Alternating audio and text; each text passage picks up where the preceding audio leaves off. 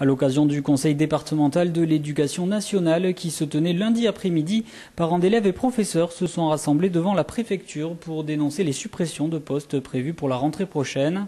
Une situation qui dégrade considérablement la qualité de l'enseignement. Dans le département, nous avons une situation où nous accueillerons à la rentrée prochaine 1200 élèves supplémentaires, sans aucun moyen supplémentaire pour ce faire.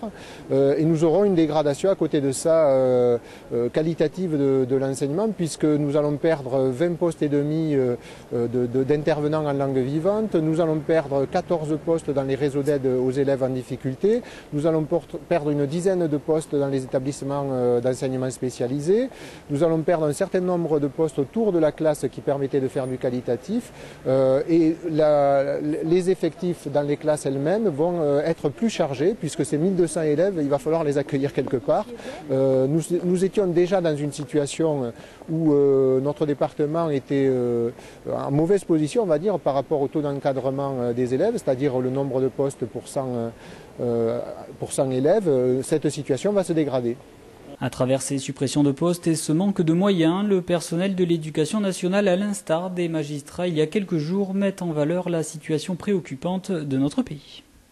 Aujourd'hui, au niveau de l'investissement de notre pays dans son école publique, et particulièrement dans l'éducation au niveau du premier degré, on est à la traîne des pays de l'OCDE. Le Centre d'analyse stratégique du Premier ministre lui-même, donc un organisme tout à fait officiel, dit que notre pays est le dernier pays au niveau du taux d'encadrement des élèves dans l'école primaire, le dernier pays de l'OCDE. Voilà, en termes d'encadrement des élèves. Donc nous le soulignons depuis des années, mais même les rapports officiels aujourd'hui en attestent. Une situation préoccupante pour les parents d'élèves et les personnels de l'éducation nationale, mais qui reflète la politique gouvernementale actuelle, comme nous l'explique Martine Martinel, conseiller général du canton de Toulouse 3. C'est le reflet des choix de M. Sarkozy face au service public et puis je crois de l'incompétence de M. Chastel, qui était certes un chef d'entreprise, mais qui gère l'école de la même façon, avec un souci de rentabilité, mais en donnant finalement de mauvais résultats. Que ce soit l'enquête PISA dont nous parle-t-on, ce n'est pas en faisant ainsi que l'école va devenir formatrice d'éléments de qualité, puis d'éléments heureux, équilibrés, qui ont envie de citoyens.